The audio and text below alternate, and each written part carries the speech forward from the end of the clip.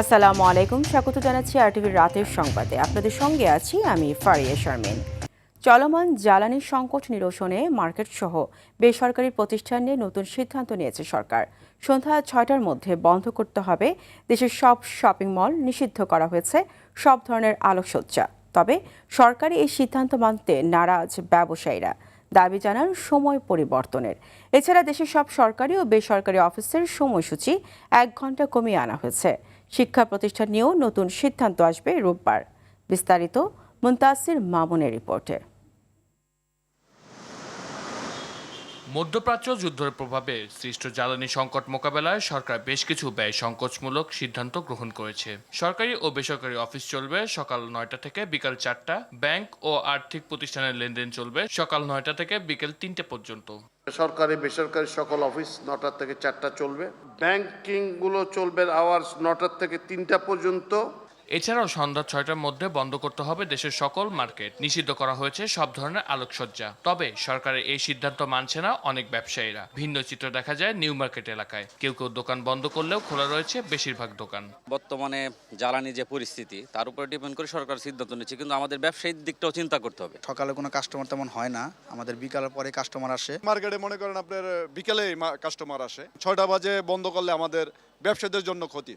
অন্যদিকে ক্রেতারা বলছেন অফিস শেষ করেই সন্ধ্যার পরে তারা কেনাকাটা করতে আসেন। ৪টার সময় অফিস ছুটি হয়, আর ঢাকার যে যানজট সেটা সামলে এসে অনেক সময় কী হয়, দোকানগুলো বলবে যে এখন তো আমাদের যাওয়ার সময় হয়ে গেছে, দেখাতে চাইবে না। তো সেই অনুযায়ী ব্যবসা এবং আমাদের সন্তুষ্টি দুইটারই কম্বিনেশনের জন্য এটা বিবেচনা করা যেতে পারে সময়ের ব্যাপারটা। আমাদের কাজ কাম শেষ করে তো আমরা ফ্রি টাইমটাই আমরা ৬টার দিকে বা এই আরও রাত্রেই আসি যে মার্কেটিং করতে। তো এই টাইমটা যদি বন্ধ হয়ে যায় তাহলে ব্যবসায়ীদের জন্য ক্ষতি হবে, আমাদের জন্য ক্ষতি হবে।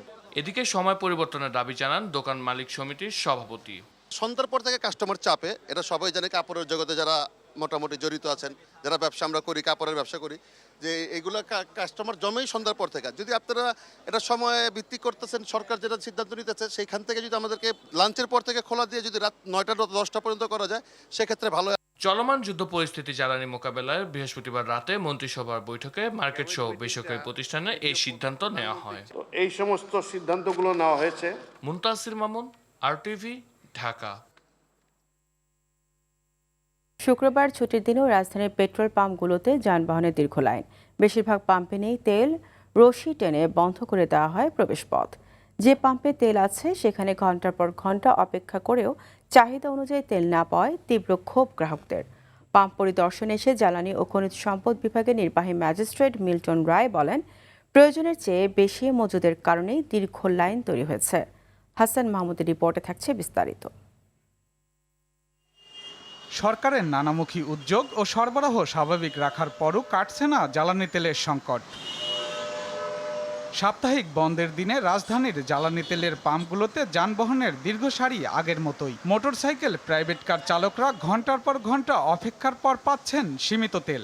Motorcycle 5 litre, private car 10 litre, আর জিপ গিয়ারে 20 থেকে 25, ওইভাবে আমরা দিচ্ছি। এই তেল নিতেই প্রায় 2-3 ঘন্টা চলে যায়। ট্যাঙ্কিতে এখনো 2-3 লিটার দাগ তেল আছে।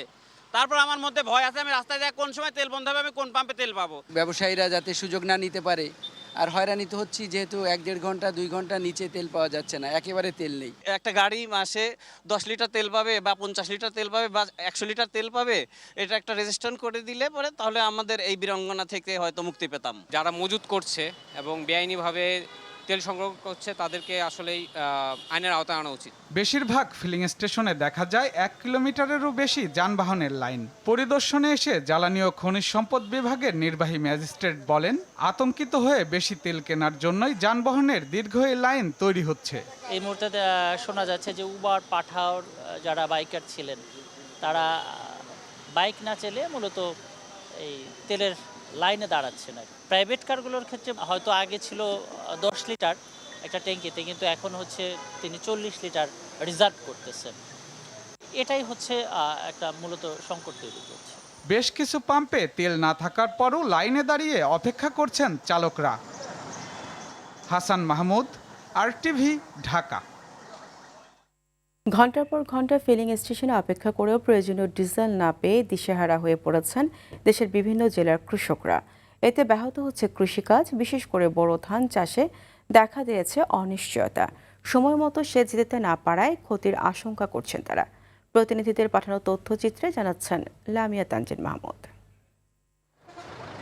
কৃষি কার্ড দেখিয়েও অনেক ক্ষেত্রে নির্ধারিত পরিমাণ ডিজেল দেওয়া হচ্ছে না বলে অভিযোগ গোপালগঞ্জের কৃষকদের। এতে বিপাকে পড়েছেন বোরো ধান চাষিরা। চাহিদা অনুযায়ী তেল না পেয়ে কর্মচারীদের সাথে বাকবিতণ্ডায় জড়াচ্ছেন পাবনার ঈশ্বরদীতে তেল নিতে আসা গ্রাহকেরা। এখন কোনো ব্যবসা না, এখন দুর্যোগ মোকাবেলা করছি। সরকার বলতেছে তেল আছে, অথচ ডিপো থেকে আমাদের পর্যাপ্ত সরবরাহ দিচ্ছে না। নোয়াখালীর বিভিন্ন ফিলিং স্টেশনে ঝুলছে অকটেন নেই বা তেল নেই এমন নোটিশ। বিশৃঙ্খলা এড়াতে আইন শৃঙ্খলা বাহিনী তদারকি করছে তেল বিতরণ কার্যক্রম। ঝিনাইদহে জ্বালানি তেলকে ঘিরে বাড়ছে অস্থিরতা। অসাধু ব্যক্তি কৃষক সেজে ডিজেল সংগ্রহ করে তৈরি করছে কৃত্রিম সংকট, উঠেছে অভিযোগ। সিরিয়ালের পর সিরিয়াল দেও তেল পাই না, তেল পাবো কিনা আল্লাহ পাক জানে ভাই। সূর্যোদয়ের আগেই বাগেরহাটের পাম্পগুলোতে শুরু হচ্ছে বিভিন্ন যানবাহনের দীর্ঘ লাইন। খোলা বাজারে বাড়তি দামে তেল পাওয়া গেলেও সিন্ডিকেট করে বাইকারদের তেল দিচ্ছে না বলে অভিযোগ দিনাজপুরের হিলের বাইকারদের। এদিকে ফুয়েল কার্ডের মাধ্যমে চুয়াডাঙ্গায় তেল বিক্রি শুরু হলেও নিয়ম মানছে না অনেক পাম্প। মেহেরপুরের ট্যাঙ্ক লরি থেকে 4000 লিটার ডিজেল ও ভোলায় নদীপথে পাচারকালে 2000 লিটার অবৈধ জ্বালানি তেল সহ 2 জনকে আটক করেছে কোস্টগার্ড। এদিকে চট্টগ্রামের সদরঘাট এলাকায় অয়েল ট্যাঙ্কারে অভিযান চালিয়ে জব্দ করা হয়েছে 37,000 litre diesel. Lamia Tanzin Mahmud, RTV। দেশে জ্বালানি তেলের কোনো সংকট নেই বলে জানিয়েছেন স্থানীয় সরকার প্রতিমন্ত্রী মীর শাহ আলম। সকালে টাঙ্গাইল শহরের ঐতিহ্যবাহী মাহমুদুল হাসান চাঁদ বাজার পরিদর্শনকালে তিনি এসব কথা বলেন। এ সময় তিনি আরও বলেন, ডিজেলের কোনো সংকট নেই, অকটেনের সংকটে মোটরসাইকেল চালকদের সৃষ্টি। তারা দিনে 2-3 বার তেল নিয়ে বাসায় মজুত করছে, তাই আতঙ্কিত হওয়ার কিছু নেই, কারণ তেলের সাপ্লাই চেইন ঠিক আছে। মৎস্য ও প্রাণী সম্পদ প্রতিমন্ত্রী সুলতান সালাউদ্দিন টুকু, সংসদ সদস্য আব্দুস সালাম পিন্টু এ সময় উপস্থিত ছিলেন।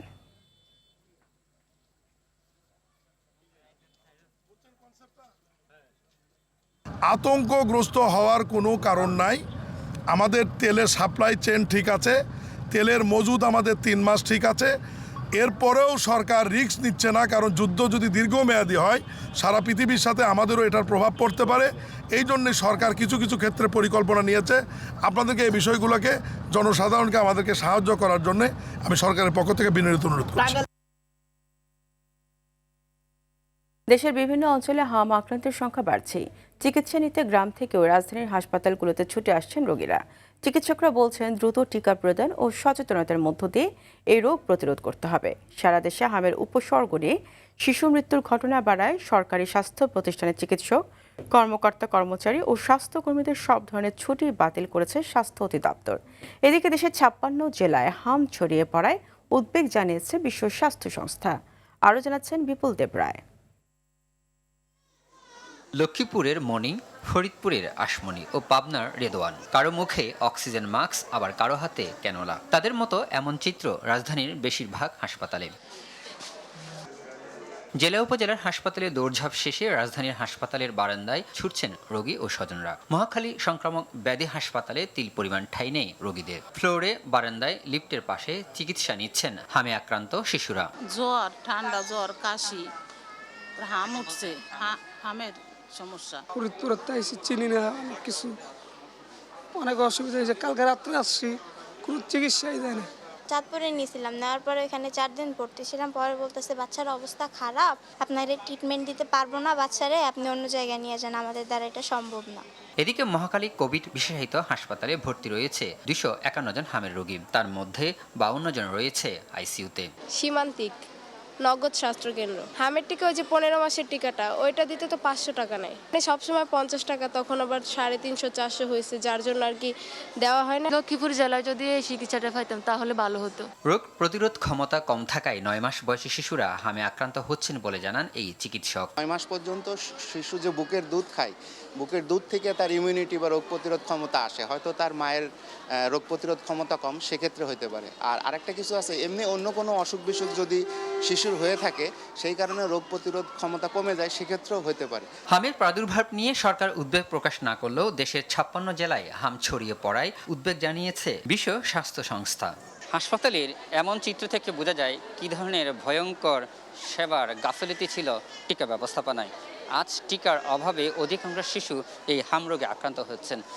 চিকিৎসকরা বলছেন মায়েদেরকে আরও বেশি সচেতন হতে হবে, সেই সাথে সরকারকেও উদ্যোগ নিতে হবে শিশুদের যাতে সঠিকভাবে টিকা প্রদান করা হয়। বিপুল দেবরাই, RTV, ঢাকা। এদিকে গত 24 ঘন্টায় হামে আক্রান্ত হয়ে সারা দেশে 3 জনের মৃত্যু হয়েছে। এই সময় হাসপাতালে ভর্তি হয়েছেন 947 জন। আর গেল 19 দিনে মোট মৃতের সংখ্যা দাঁড়িয়েছে 94 জনে। এই সময় হামের উপসর্গ নিয়ে হাসপাতালে ভর্তি রোগীর সংখ্যা মোট 3776 জন। হাম পরিস্থিতি নিয়ে বিজ্ঞপ্তিতে এসব তথ্য জানিয়েছে স্বাস্থ্য অধিদপ্তর। জামায়াত 71-এর পরাজয় মেনে নিতে পারছে না বলেই সংবিধান ছুঁড়ে ফেলে দিতে চাইছে বলে মন্তব্য করেছেন সরকারের দলীয় চিফ হুইপ নুরুল ইসলাম মনি। শুক্রবার প্রেস ক্লাবে স্বাধীনতা দিবসের আলোচনা অনুষ্ঠানে তিনি আরও বলেন, জুলাই সনদের বিপক্ষে নয়, বরং এই সনদ অক্ষরে অক্ষরে বাস্তবায়ন করতে চায় বিএনপি। আর স্বাধীনতার 55 বছর পরেও মুক্তিযুদ্ধ নিয়ে বিতর্ক সৃষ্টি করার অপচেষ্টা চলমান রয়েছে বলে অভিযোগ করেন ঢাকা দক্ষিণ সিটি কর্পোরেশনের প্রশাসক আব্দুস সালাম। জানাচ্ছেন শামীম চৌধুরী। মহান স্বাধীনতা ও জাতীয় দিবস উপলক্ষে জাতীয় প্রেস ক্লাবে আলোচনা সভার আয়োজন করে জাতীয়তাবাদী সাংস্কৃতিক দল। এতে অংশ নিয়ে ঢাকা দক্ষিণ সিটি কর্পোরেশনের প্রশাসক আব্দুস সালাম অভিযোগ করে বলেন, একত্রে একটি শক্তি পাকিস্তানের প্রধানমন্ত্রী হতে চেয়েছিল, আরেকটি শক্তি পাকিস্তানকে টিকিয়ে রাখার চেষ্টা করেছিল। তারাই এখন মুক্তিযুদ্ধের ইতিহাস বিকৃতি করার পায়তারা করছে। আজকে আওয়ামী লীগ যেমনি পাকিস্তানের প্রধানমন্ত্রী হতে চেয়েছে, আর আরেকটি শক্তি পাকিস্তানকে টিকিয়ে রাখতে চেয়েছে। আর এখানে একমাত্র বিএনপি যারা এই দেশের জন্য লড়াই করেছে এবং লড়াই পরবর্তী সময়ে লড়াইয়ের স্বপ্নটাকে বাস্তবায়নের জন্য বিএনপি গঠন করেছে। সরকার দলীয় চিফ হুইপ নুরুল ইসলাম মনি জামায়াতকে ইঙ্গিত করে বলেন, পরাজয় মেনে নিতে না পেরে এখন সংবিধান ছুঁড়ে ফেলতে চায় তারা। আমাদের যারা এখন বিরোধী আছে বললো আমরা কনস্টিটিউশনাল অ্যাসেম্বলি চাই, যে আমরা সংবিধান সংশোধন করতে চাই, সংবিধানকে আমরা ছিঁড়ে খুঁজে নতুন করে লিখতে চাই। আচ্ছা, আপনাদের একটা কথা বলি, সংবিধান আমরা ছিঁড়ব কেন? আমি যদি বলি এটা আপনাদের পরাজয়ের দলিল, সেজন্য ছিঁড়তে চাইছিলেন না। বিএনপি জুলাই সনদের বিপক্ষে নয়, তারেক রহমানের নেতৃত্বে এটি বাস্তবায়ন করা হবে বলেও জানান চিফ হুইপ। জনাব তারেক রহমান সাহেব বলেছেন আমরা জুলাই সনদের পক্ষে, আমরা সেই সব সকল স্বাধীনতা যুদ্ধের শহীদদের পক্ষে। শামীম চৌধুরী, RTV, ঢাকা। বেইলি রোডের ভয়াবহ অগ্নিকাণ্ড, 46 প্রাণহানি। 2 বছর পর সামনে এলো চাঞ্চল্যকর তদন্ত রিপোর্ট। সিআইডির অভিযোগ, শুধু আগুন নয়, মানবসৃষ্ট সিদ্ধান্তই বাড়িয়েছে মৃত্যুর মিছিল। তদন্ত প্রতিবেদনে উঠে এসেছে, রাত 10টার কাছাকাছি সময় আগুনের সূত্রপাত হওয়ার পর কাচ্চিভাই রেস্টুরেন্টের ব্যবস্থাপক জিসানের নির্দেশে দরজা বাইরে থেকে লাগিয়ে দেওয়া হয়েছিল, যেন কেউ বিল না দিয়ে বের হতে না পারে। ফলে রেস্টুরেন্টে থাকা অধিকাংশ গ্রাহকই মারা যান। জানাচ্ছেন দীপ্তচন্দ্র পাল। 2024 সালের 29শে ফেব্রুয়ারি রাজধানীর বেইলি রোডের গ্রিন কোজি কটেজ ভবনে ঘটে মর্মান্তিক অগ্নিকাণ্ড। ভয়াবহ এ দুর্ঘটনায় প্রাণ হারান 46 জন, যাদের বেশিরভাগই মারা যান ধোঁয়ায় শ্বাসরোধ হয়ে। 2 বছর পর এই ঘটনায় তদন্ত শেষ করে আদালতে অভিযোগপত্র জমা দিয়েছে সিআইডি। তদন্তে উঠে এসেছে ভবনের নিচতলার একটি কফি শপে বৈদ্যুতিক কেটলির থেকে আগুনের সূত্রপাত। মুহূর্তেই তা ছড়িয়ে পড়ে পুরো ভবনে, তৈরি হয় আতঙ্ক আর মৃত্যুফাত। বিল্ডিং এর অনিয়মের পাশাপাশি কাচ্চিভাইয়ের ক্রেতারা যেন বিল না দিয়ে বের হতে না পারে, সেজন্য লাগিয়ে দেওয়া হয় মূল ফটক, আর তাতেই আটকা পড়ে প্রাণ যায় অনেকের। এমন তথ্য উঠে এসেছে সিআইডির তদন্ত রিপোর্টে। আপনি যেটা পেয়েছেন এটা ইনফরমেশনটা সঠিক, চার্জশিটে এরকম কথা লেখা আছে, সাক্ষীরা বলেছেন। অন্যান্য আসামিদের বাদে কাচ্চি ভাইয়ের কয়জন আসামি করা হয়েছে? কাচ্চি ভাইয়ের সম্ভবত 2 জন, মানে কাচ্চি ভাইয়ের যে মালিক সোহেল সিরাজ আর যে ম্যানেজার জয়নুদ্দিন জিসান। সিআইডির রিপোর্ট সম্পূর্ণ মিথ্যা ও বানোয়াট বলে দাবি কাচ্চিভাই কর্তৃপক্ষের। আর এটা সম্পূর্ণ বানোয়াট একটা রিপোর্ট, বুঝছেন? সিআইডি তার মানে বানোয়াট রিপোর্ট করছে। এখানে সিআইডি মনে করেন যে একটা প্রতিষ্ঠানকে, মানে বাংলাদেশের জাতীয় খেলা হার্ড উঠবে, কেউ কাউকে উঠতে দেয় না, এটা স্বাভাবিক। একটা প্রতিষ্ঠানের বিরুদ্ধে মিথ্যা অভিযোগ বা যে কোনো একটা বানোয়াট করতে গেলে সেটা অবশ্যই সত্যতা নিয়ে তারপরে করতে হয়। এই ঘটনায় ভবন মালিক সহ কাচ্চি ভাইয়ের মালিক ও ম্যানেজার সহ মোট 22 জনকে অভিযুক্ত করেছে সিআইডি। দীপ্তচন্দ্র পাল, RTV, ঢাকা। পহেলা বৈশাখে টাঙ্গাইলে কৃষি কার্ডের উদ্বোধন করবেন প্রধানমন্ত্রী তারেক রহমান। দুপুরে টাঙ্গাইল স্টেডিয়ামে পরিদর্শন শেষে মৎস্য প্রাণী সম্পদ প্রতিমন্ত্রী সুলতান সালাউদ্দিন টুকু এ কথা জানান। এ সময় টাঙ্গাইলের ২৭,০০০ কৃষককে কৃষি কার্ড প্রদান করা হবে বলে জানান তিনি। প্রধানমন্ত্রী সফরকে কেন্দ্র করে টাঙ্গাইল স্টেডিয়ামে বৈশাখী মেলা, কৃষি মেলা ও কালচারাল প্রোগ্রামের আয়োজন করা হবে বলেও জানান।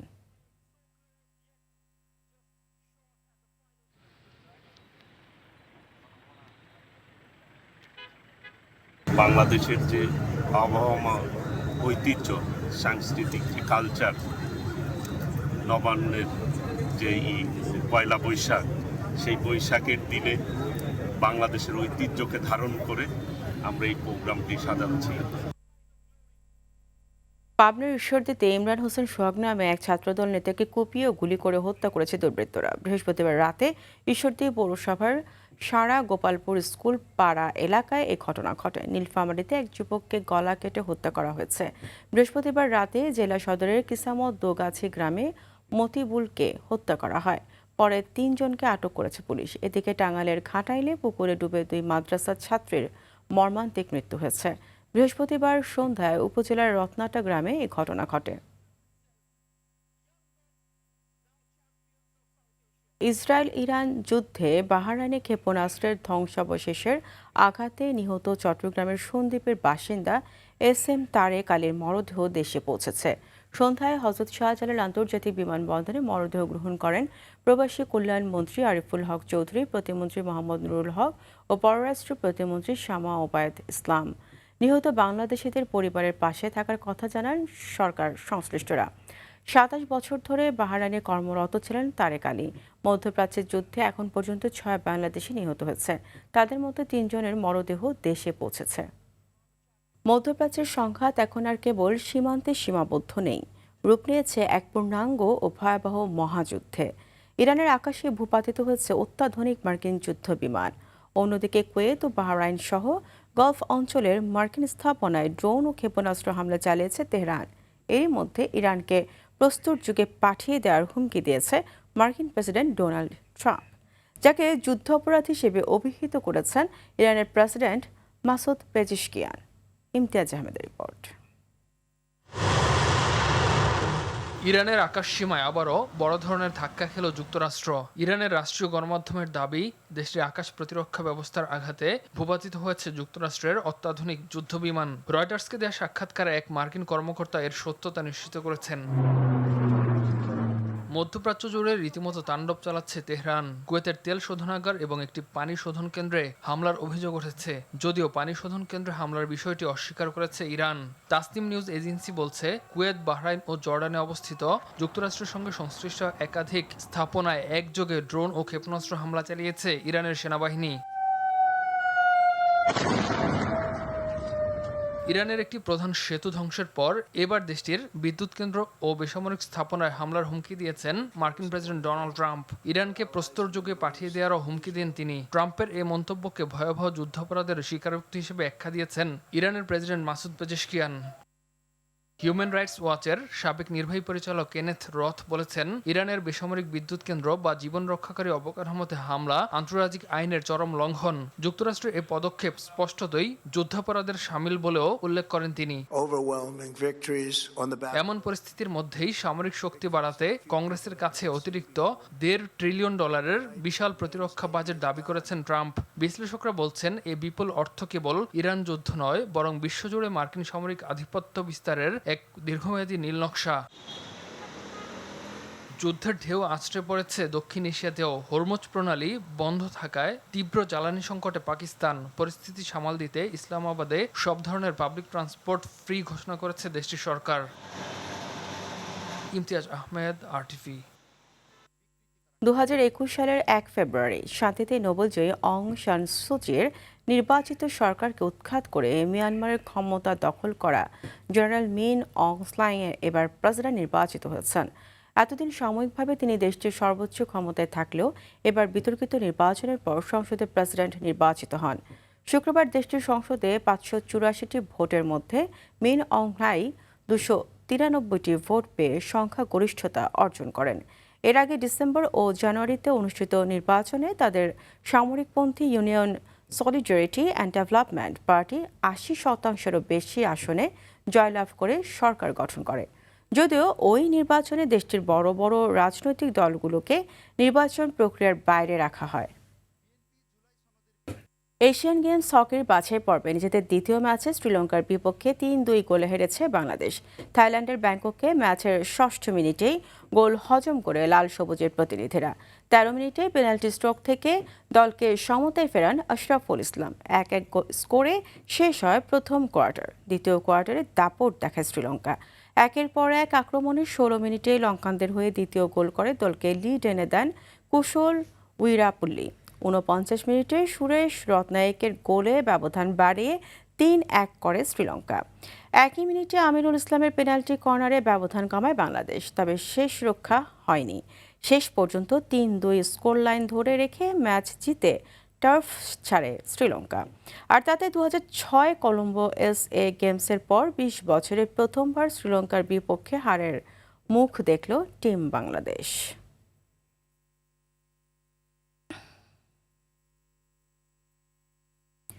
কক্সবাজারকে আন্তর্জাতিক স্পোর্টস ট্যুরিজম হাব হিসেবে গড়ার ঘোষণা দিয়েছেন যুব ও ক্রীড়া প্রতিমন্ত্রী আমিনুল হক।